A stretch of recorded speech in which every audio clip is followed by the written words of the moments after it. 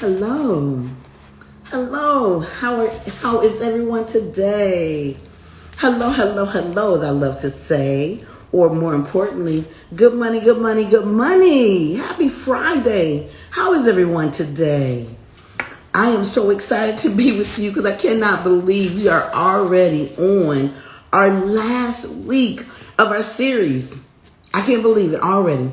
Of the business of the business. And it's been really good, if I do say so myself. But I think your comments and your engagement also proves that as well. I really appreciate you guys tuning in. We are talking about the business of the business, our last week in the series. And today we're talking about don't be an island, the art of delegating. It's so important that you learn to delegate if you're going to be that CEO. Hello. Hey, how you doing, Miss Meaty? Welcome and thank you for saying hello. How's everyone doing? And but yeah, it's so important, you guys, that we're delegated. If you are a CEO, if you're in real estate, all those things that I do well, I want to teach you those things that I've been learning, right? That I've grown to know. And my most important thing is I want to make sure you learn it without all the mistakes that I had to go through, right? Therefore, you get to the goal, get to your goal quicker, right? So, all right, we are at the end. I am Consuela Hopkins. For those who do not know, I am your good money multiplier. And what I do, I help real estate professionals, brokers, developers, agents, increase your revenue, reduce your tax liability, acquire financing, and teach you business strategies through financial coaching. That's what I do. I have over 25 years in the business of being an accountant, having my own accounting firm, as well as also learning and being in development. I've developed several business buildings myself. We also are in real estate. We have rental properties as well. So I take the knowledge that I have with the money in real estate and then teach you how to multiply your money. And that good money. That's that good money, good money, good money. So let's get in here. I want to dive in and let you know whether you're catching a replay or you're catching it here live. Please let me know where you're from. Give me your name, where you're from, and please join the conversation. I really appreciate that. It makes a difference. Because what we want to do is make sure as we are coming in, right, as I'm coming in and we're talking about the business of the business, today how to delegate, right, the art of delegation. I can truly speak from somewhere where I really thought I was on an island myself, right? Built this phenomenal accounting firm, but sometimes when I looked around, I felt like it was just me and my team, right? I had to really figure out how to delegate and how to delegate properly, that I also have a life outside of this wonderful, enterprise we're trying to build. So that's what we did. So I want to make sure I share some of that with you, right? So in the series, The Business of the Business, we talk about managing and leadership. We talked about that already, how essential it is. We talked about the effectiveness of hiring and building a successful team. And so our topic today is all about delegation. So you got that team, right? You know you need to be in a role of leadership. You know that you're bound, you're just destined, right, to have your own business. And not just have your own business, be self-employed, but I'm talking about being a business owner. It's a game changer. There's a big difference in self-employed and being a business owner. Business owners, their companies still run and make them significant amount of income, even if they're not there working a job. And I like that. So what I want to do is tell you how to do that, right? I will really show you. So let's listen. So what we want to do, we want to make it happen for you. We want to make sure that you are successful. But one of the things I realized in my experience of having entrepreneurs and teaching them and training with them as far as even their accounting and their financing, and we look at the structure of their team, we look at their whole holistic part about their company in order to help them to strive. One of the things I noticed is that delegation, one of the things that was not done. It was one of the things that people had the hardest time doing, letting go of they baby, right? Letting go of and allowing other people to chime in and do what they're great at, do the things that they hired somebody to do. We talked before about hiring staff and what that looks like. So now that you've done that, I know it's hard, but we're going to get into how you should do it, because that's the difference in being an owner and a leader and not doing all the work yourself, because who wants to do that? What's the point of that, right? And you cannot. At some point in time, you're going to burn out. So you want to make sure you do it. So let's jump into this thing today, you guys. For what I have is just 5 tips. I love my tips. I come in and talk to you because I want to Something that'll be easy for you to remember, right? Easy something to understand and know exactly what's happening. So number one, when it comes down to delegating, you want to make sure you get clear communication. And I think this was something that was consistent in every last part of our series with the communication. When it's communication, whether you're hiring, whether it's communication of what you want and expect from your team. Same thing when you're delegating. You want to make sure you're communicating clear expectations of what's expected, what you need them to do, and by when. Same thing. You want to make sure you clarify your outcomes, right? Clarify those key points that you want to make sure is touched on. Now, in another video, we'll talk about your key KPIs. However, so when your team knows what they are too, it really helps you to be successful. So again, it's all about clarification. If you don't know what a KPI is, let's talk about that. It's key performance indicators. All right. So if any of this resonates with you, feel free to leave a comment. Number two, the key is training. Training is the key. You want to provide detailed training for and resources to your team. Now, one of the things that I came from a point in place where I was almost creating the wheel. I wanted something different, like it's an accounting firm, right? Or even our property management company. But I didn't want the same thing as everyone else was doing. So I had to actually be in it, or I would teach my team to make sure they're doing their SOPs in a time as they're actually doing the process. Because you want to see what the process is, and then it helps you to train later. And then you just duplicate it versus coming up, recreating the wheel over and over again. You do not want to do that. So proper training is a key. But what are you training them on? What do you want them to do? There's tools that you can utilize that teach them, and you just record it. And then every time you got a new trainee, there's a training system that they can go to and go through. It's a game changer, you guys. So you want to make sure that you're training, that you're giving detail, you're giving a task and exactly what that looks like, right? How do you want your employees to help you?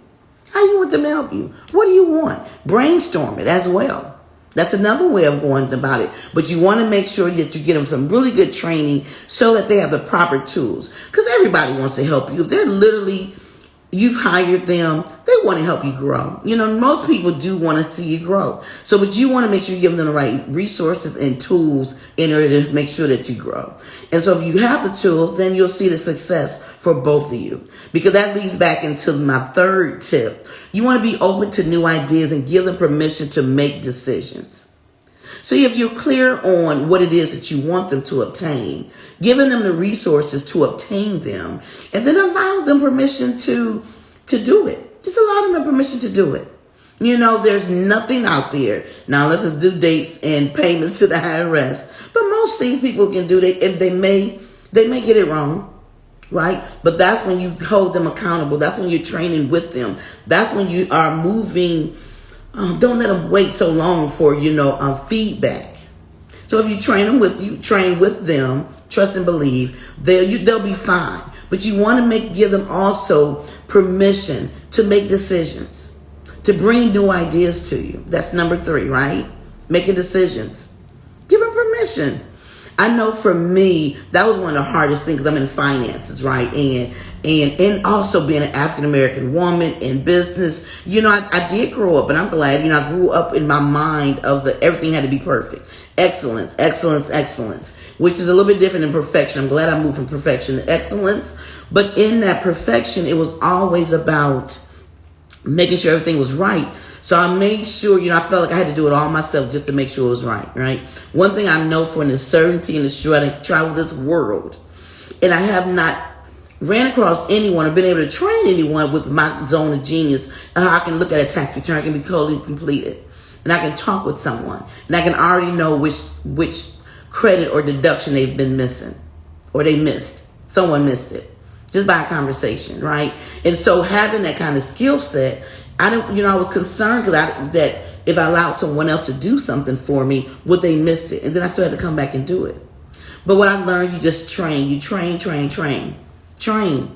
right? Speak their language. Even give those tests and find out, what is their personality type for the best way of training them. Okay? But I promise you, you will thank me for it. You will thank me for it. All right? And then next, you want to maintain a follow-up system. Now, I'm all about the systems. I'm all about the systems. Systems keep you in business.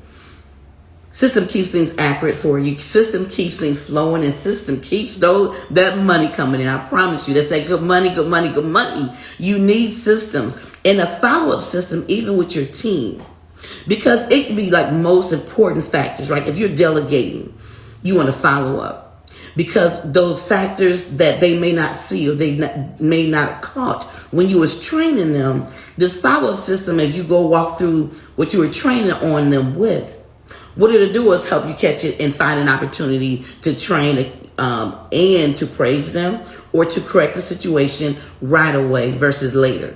Because if you don't do an accurate follow-up system, somebody may start doing something, they think they understand what you're saying, they're doing it their way, and it may be off 1 or 2 steps. Who knows? And so now they're learning how to do it incorrectly from where you want it to be done, or that's going to be more effective. And who knows, their way may be more effective. But again, if you don't have a follow-up system, you don't even know really what they're doing. Now, this was another one I had to trust me. I learned all this by trial and error. We have we have teams internationally. We have tenants all over the country, all over the world, actually, from different places. And so the communication was a little bit different with some. Even some right here in America. So we had to just make sure our communication was on point. And yes, it does take time. Yes, you do have to schedule some time in your schedule to sit down and make sure you do follow up with your team on what it is that you train them so that they're getting the accurate information. That's just all it is to it, right? But that's what you do. And 5, but not least, you ready for 5?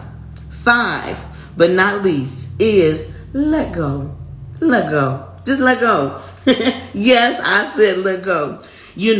How deflating is it for your team if you then help them, you didn't train them, you didn't hire them, you didn't brought them on board, but you still making all the decisions? Nothing worse, I feel like, in most businesses than a micromanager. You don't want to be that person. No one likes a micromanager, right? But you got to learn to let go and trust. That's why you hold them accountable, because you got a system. You've got clear communication, right? So you'll be okay. If you've done these steps, these tips right here will help you. So when it comes to you letting go, you're ready to let go. They already know what to do. You didn't delegate it. You got very clear communications. And trust me, everything will be fine. And then what you'll find out is once you're not doing everything, because you're that entrepreneur that does it all. Don't do that.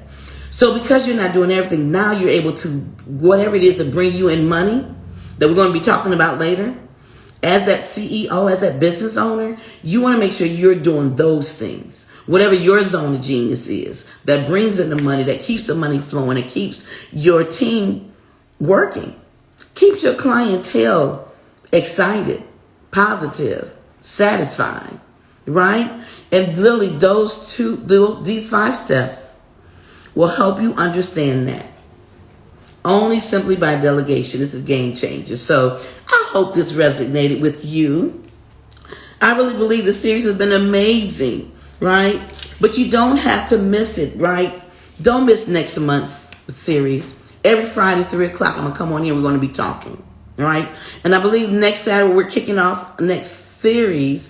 What we're kicking off about is accounting and bookkeeping. Because, it's fourth quarter. We're coming to the end of things, right? And you want to make sure your business, your books are in order. It's a game changer.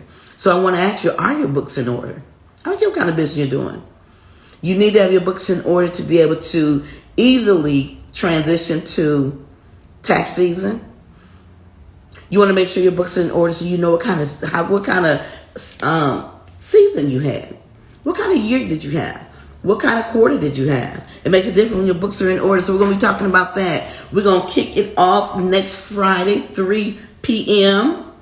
All right. And that's my simple question for you. Are your books in order? So mark your calendars for Friday, 3 p.m. Eastern Standard Time. I'll be here on Facebook and also on Instagram Live with you. And we're going to be working on some other things. We also got a YouTube page. Please check out my YouTube page at Consuela D. Hopkins. We got a lot of recordings that we recorded from here. And some other good nuggets are on there for you as well. And don't forget our weekly newsletter that we send out. Simply go to mygoodmoneytips.com. mygoodmoneytips.com. And we'll also make sure you get additional tips and strategies there, and that'll come directly to you. So you don't have to find us on Facebook, right? Instagram, also Consuela D. Hopkins on Instagram as well. But you'll get some of those tips coming straight to you. All right, so I'll see you next week, 3 p.m. You guys be blessed. And as always, good money, good money, good money. Y'all be blessed. Bye now.